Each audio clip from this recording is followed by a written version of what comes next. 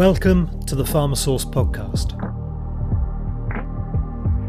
Today's episode is an interview with Stephen Sheehan, who's Director of External Development and Manufacturing for Alkermes, based out of the Dublin office.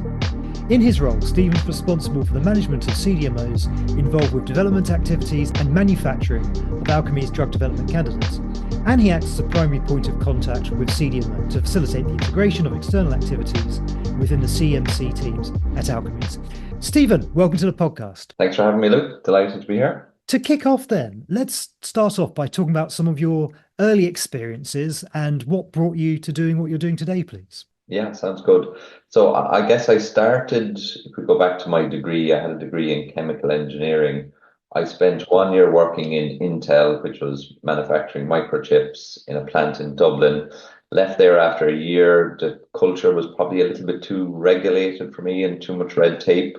I then left and went to a plant in Cork. Millipore was named, and it was responsible for doing membrane manufacturing, and medical devices. So I took a role there initially as a project manager, where we're transferring medical devices from a plant in Boston over to Ireland, a plant in Cork, and that was great because I was given a lot more kind of breadth and a lot more responsibility.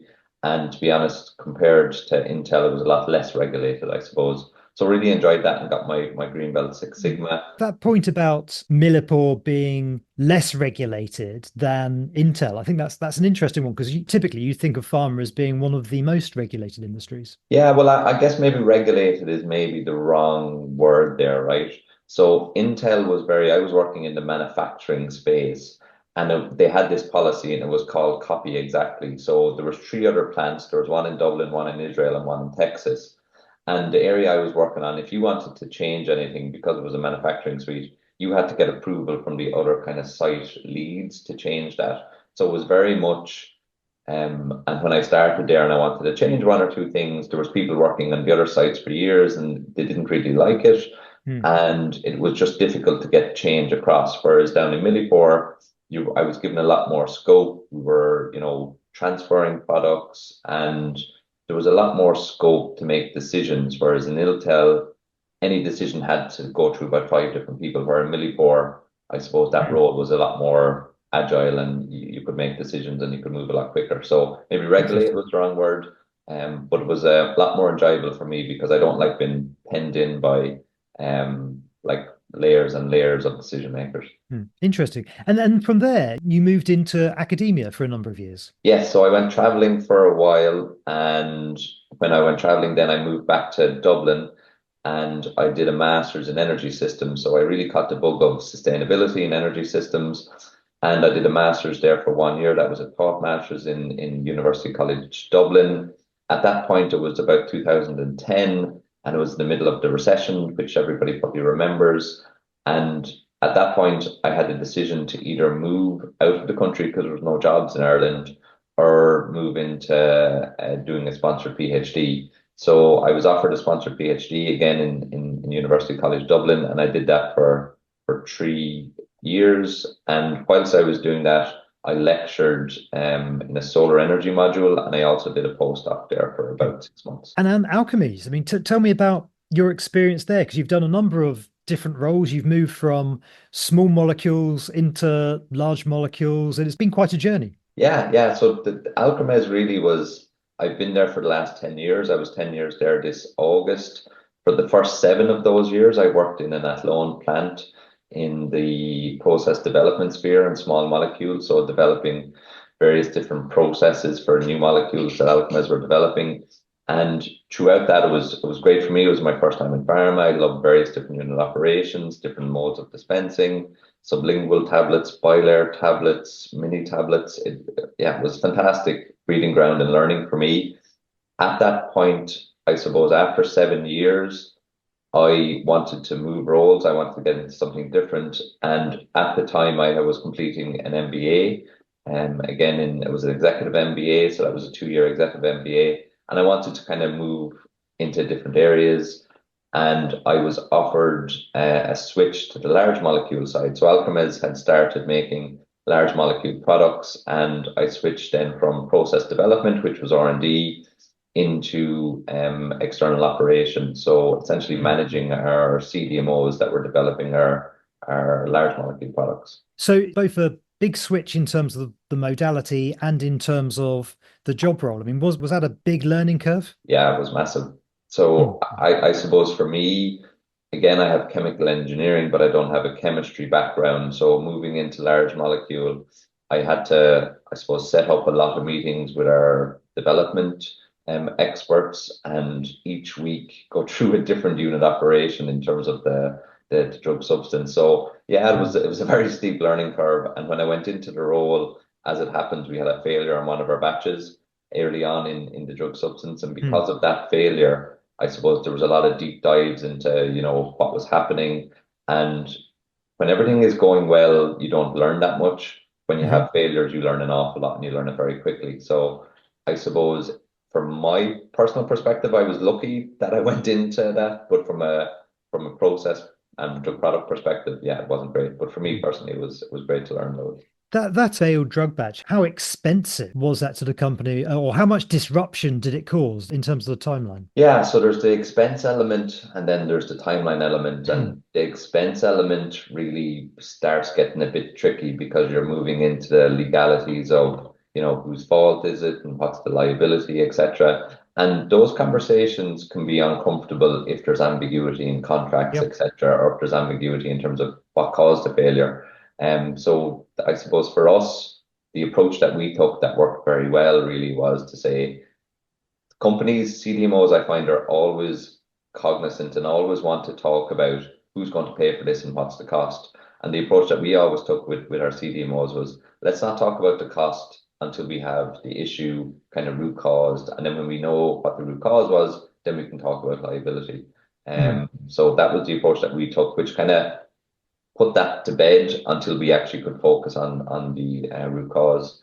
So from that perspective, that always worked well for us. And then in terms of timeline, yeah, the timelines, like CMC timelines nowadays, is there's such a squeeze on the CMC. Everybody's trying to get to market quicker and quicker. So that did delay us by about 3 months. And the Mm. thing about when you're working with CDMOs is you have certain manufacturing slots, right? So if you have a failed batch, it doesn't mean once you figure that out, you can start straight away. There's always negotiations then in terms of, well, whose fault was it? Have we any other spaces? Because the CDMO may have to push out other clients as well. So that's always a tricky space to be in as well when you're trying Yeah, to yeah. discuss getting new slots. So really being thrown in at the deep end then, learning how to work with CDMOs. I wonder what lessons you've learned as part of that incident, perhaps, but also just more generally along the way about the best way to work with CDMOs. Yeah, and so a big thing for us when I went into that role was that we had a CDMO for manufacturing our drug substance, and on the same product we had different CDMO manufacturing our drug product. Hmm. And how we interacted with each CDMO on the same product was very, very different. And with the drug substance manufacturer, we tried to put in a governance framework because I suppose communications wasn't as effective as we would like, and things were getting missed. So we tried to put in a governance framework with that CDMO. And I suppose for me, I learned an awful lot of the importance of having structure to support the development. And as part of my new role, then when I moved back from drug substance, I then moved back into R&D in my current role, which is managing CDMOs. And one of the first things that we did there was we established a new kind of CDMO governance framework that we now use with all our CDMOs. And we've Okay. utilized that for the first time. That was about a 6 month project. And we've used that for the first time with an API supplier in a new drug substance last year. And again, the benefit of that was huge.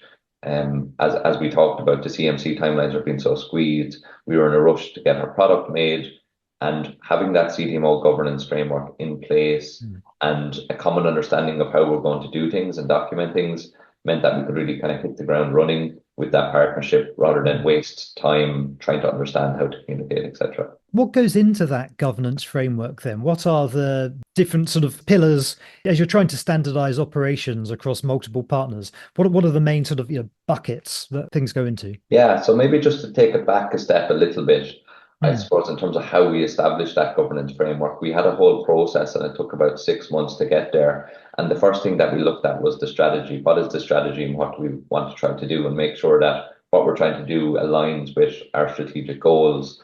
And then we looked at industry best practice. We had a number of meetings with a number of different pharma companies, trying to understand how are different pharma companies doing Mm. it, what's industry best practice. We also had a look at once, so this is particularly for R&D, once it goes over to the commercial side, how do they manage their CDMOs? Because obviously whatever we create has to dovetail into what manufacturing do, and we're the same company, so it can't be Hmm. distinctly different. And then we also looked at KPIs, which for us were really important. And again, if you look at commercial KPIs like, like right first time, yield, etc., they're not suitable for development CDMO because that relationship is just different and they don't work. So Mm. again, we had to kind of create our own KPIs. And that's where those kind of we had peer-to-peer connects with various different pharma companies to try and understand what KPIs they had. And that was something that was very useful for us to make sure that we had the right KPIs for development. Could you give us some examples of those, Stephen? What are those development KPIs, please? Yeah, of course. So we essentially had about 9 different KPIs. And what we did was, if you think about KPIs and you think about your scoring system, right? There's a number of options that you have with your scoring system. You could score it as a 1, 2, or a 3. If you go that scoring route, everybody's going to rate somebody as a 2. And Hmm. it's kind of orange and it's not green or red. So we had a good discussion about that. And what we did was we rated it as a 1, 2, 3, or 4. And then if you're at a 1 or a 2, you have to have an improvement plan in place. So it's essentially like a red and green kind of light Mm. options. And what we did was for a 1, we were very specific on descriptive on what poor looks like. And then for a 4, very descriptive on what excellent looks like. So Mm. that there was no ambiguity between why are you giving a score. And we also asked the CDMO to self-rate themselves. And then every 6 months, they provide feedback on what they think they had. And then we kind of talk with them. So really, KPIs for me are ways to generate discussion, have those open discussions. Mm. So just going back to your original question, sorry, it's a long way to answer your question. No, it's good. Nine different KPIs. And the first was kind of project management to see, how they kind of get through the work and how they organize it. The second is agility, which is really important from a CDMO Mhm. perspective. The third is team engagement, collaboration. The fourth then is problem solving, which, as you can imagine, during development can become an issue. The fifth then is technical performance. The sixth is contract delivery. Mhm. That's hugely important in terms of the agility to start. You have to get your contracts over the line. And the seventh is project delivery. The eighth is quality compliance. And then the ninth is cost adherence. So there are Mm. 9 different KPIs that we use with our CDMOs. Interesting. And so, if you were to do, I don't know if you've done the same exercise on the commercial side, but if you were to, how different would those commercial KPIs be? Because many of those you'd think you could apply to the commercial side as well.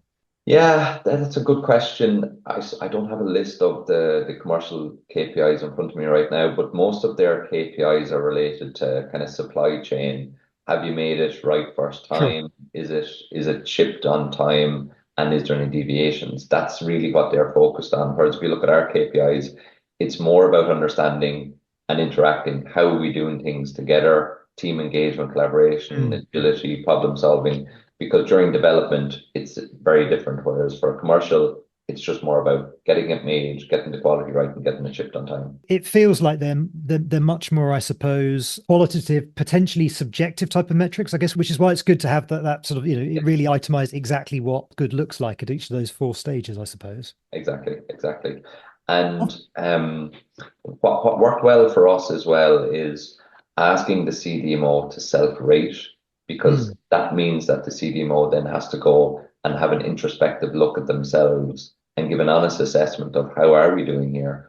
And what you don't really want to have is if you rate somebody as a 1 or a 2, they come back with a 4. I mean, there's a massive misalignment of expectations then if they come back with a 4 and you actually think they're a 1. So it's a good way for generating discussions. But again, when you start off a relationship, having that governance framework and letting them know these are our KPIs we're going to ask you to celebrate.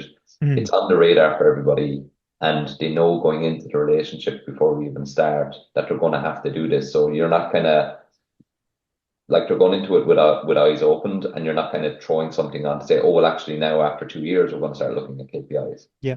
Very interesting. Of those nine, are there any particular KPIs which seem to be causing the most conversation, or the ones which are particular hotspots of your interactions? Yeah, that's a good question. So I suppose really each CDMO and the relationship you have with them is different. If I think back to the large molecule space, I would say that problem solving and project management were our massive issues there. Hmm. Whereas if I think back to our current arrangement with our CDMOs, I would say contract delivery is something that's difficult for us. So it's really dependent on the CDMO. But what I do like about having consistent KPIs is that if you go to select a new supplier, that you can look at your current network and see how are they performing against each other. So having that Mm. consistent KPIs means that you've got the same base, so you can look at the performance of each of your CDMOs in your network if you're picking a new supplier. Yeah. Has your selection process changed over that time when it comes to sourcing and onboarding new CDMOs?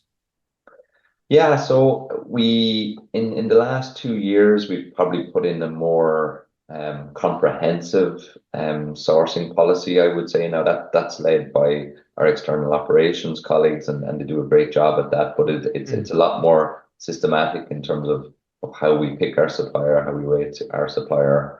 And it's worked very well for us in the first time we ran it was last year, I suppose, but it's worked very well for us, and that relationship that we have with the first supplier that we brought on is still very strong. So I would place huge value in picking the supplier right first time, because if you don't, there's so much effort that goes into contracts and SOWs, Mm. etc. And once you're tied in, generally from a development perspective, you're generally tied in, and you'd lose too much time if you tried to go to another supplier. What difference have you seen it make, this new governance framework? I mean, are you sort of starting to reap the rewards from putting this process in place now? It's been bedded in, I guess, what, 6 months? Did you say 6 to 12 months? Yeah, we've been using it now for over 12 months. And Uh-huh. what we did at the start, which we always do with our CDMOs, is when we start the relationship, what we say is, look, this is our framework. And you did ask a question about what does the framework look like. And Mm. our framework is essentially it's a three-tier framework. So at the bottom you've got operational delivery, which is all about the team dynamics and the day-to-day discussions. The next one, then you've got your executional oversight, which is kind of more of a tactical kind of tier, and then your top tier, you've got your business direction, Mm. and that's really making sure that strategically you're aligned and any kind of future value, etc. So what we do when we start a new CDMO relationship is we call what's called a pilot phase. So the governance framework has to be consistent for each of our CDMOs in terms of those three tiers, but the operating model can be different depending on that relationship. So each relationship is unique. So that operating model, which is essentially the meetings you have underneath each of the tiers, that can Mm. be different to meet the uniqueness of that relationship. And when we start off a relationship, we start off with the concept of a pilot. So what we kind of say to the CDMO is that, look, this is our governance framework, this is our operating model, this is what we would like to use, but let's use it as a pilot. So, Hmm. and that means that we're looking for continuous feedback. So if you go in with the frame of this is something that we can change to suit the needs of this unique relationship, rather than this is a rigid framework that we have to follow. Because I think the mindset is, if you think it's rigid, people will complain about it. Whereas if you have the ability to change something, you're more inclined to work together to suit both needs. So that Mm. that that mindset and that concept of having a pilot first has actually worked really well for us. It's interesting. So the governance framework isn't something you just necessarily impose, but it's something which you're continuous improvement from both sides, I suppose, in ironing out all the wrinkles. Exactly. And one of the big things for us in that operational delivery, that kind of day-to-day working, is we've got technical teams, but we also have a business team meeting. And it's in the business team meeting. So what we've tried to do there is we've tried to take away all non-technical elements away from the technical team. So the business team meeting Mm. really enables the technical teams to focus only on technical items. And then in the business meetings, we talk about contracts, payment terms, delivery, and how that relationship is going and is there any changes. So that's the format which we look to kind of consolidate feedback. And if there's any small changes that the technical teams feel that they need to make, that's when we kind of discuss them and align on what's the best thing for the program. Talking about relationships across your network, how do you build escalation paths into that? And is that part of the governance framework as well? Yeah, so that was a big thing for us when we started kind of creating our governance framework. And again, this was built on the fact that with previous CDMOs, if we had issues, there was a lot of churn before we could speak to the right people. So there was no kind of clear, concise, agreed upon escalations. That was something that was really important for us to build up because that really goes back to that agility piece, right? So if you have issues in drug development, you always will have issues. The agility to get to a conclusion quite quickly is something that's important. So to do that, then you need to have that clear escalation pathway. So for us, as I said, our governance framework is a three-tier framework. Okay. And we try to push as much decision making and empowerment into that first tier, which is the operation and delivery. So the team meetings and the technical meetings. So we try to empower them to make as many decisions as possible. But if they can't get to a decision, if there's an issue, there has to be agreement or at least acknowledgement on both sides that, look, we're not getting to an answer here. We have to escalate this up to the next level. And again, that goes to that next tier, which is your appropriate functional heads. So what we've asked people to do there is if it's only, let's say it's process development or analytical development, if it's only one function, we would ask those appropriate functional heads to have a chat as quickly as possible. If it's cross-functional, then we would ask them to have a joint steering committee meeting. And again, and we could have an ad hoc one of those to have that resolution quite quickly. And if you're not getting the answer there, then it goes to your executive leadership, and that's your kind of third tier. Now, I suppose it's important again when you're kind of reviewing that relationship and the KPIs at the end of the year, and you assess how many escalations are we having? Is everything being escalated, or is not enough being escalated? So we kind of have to build in a feedback model as well, because if everything has been escalated, then clearly there's something wrong at the bottom level that they're not empowered enough to make decisions. Whereas if stuff is churning there too long and it's not being escalated quickly enough, that's also feedback that we have to provide. But for us, that was a really important concept to build in and to make sure that at the start of a relationship, the CDMO was bought into that as well. What does continuous improvement mean to you? I mean, how do you like to use it to create a positive culture, whether that's internally or externally? How do you generally think about continuous improvement as a concept? Yeah, so for me, continuous improvement is something that's just vital to have as a mindset, because if you go in with a kind of a closed mindset, that you're not going to be open to feedback and you're going to get defensive straight away. So if I'm trying to give you feedback, for instance, and you don't have a continuous improvement mindset, the first thing and the first natural reaction is they're criticizing me and what's going on and what's wrong with the way I'm doing something. Whereas we have a more open kind of continuous improvement mindset, then you're actually advocating and looking for feedback. So rather than, so for me, continuous improvement looks like rather than waiting for issues to happen, you discuss things before it becomes a big issue. So if there's little niggles or little issues that could be kind of better, you have that open discussion because you're soliciting feedback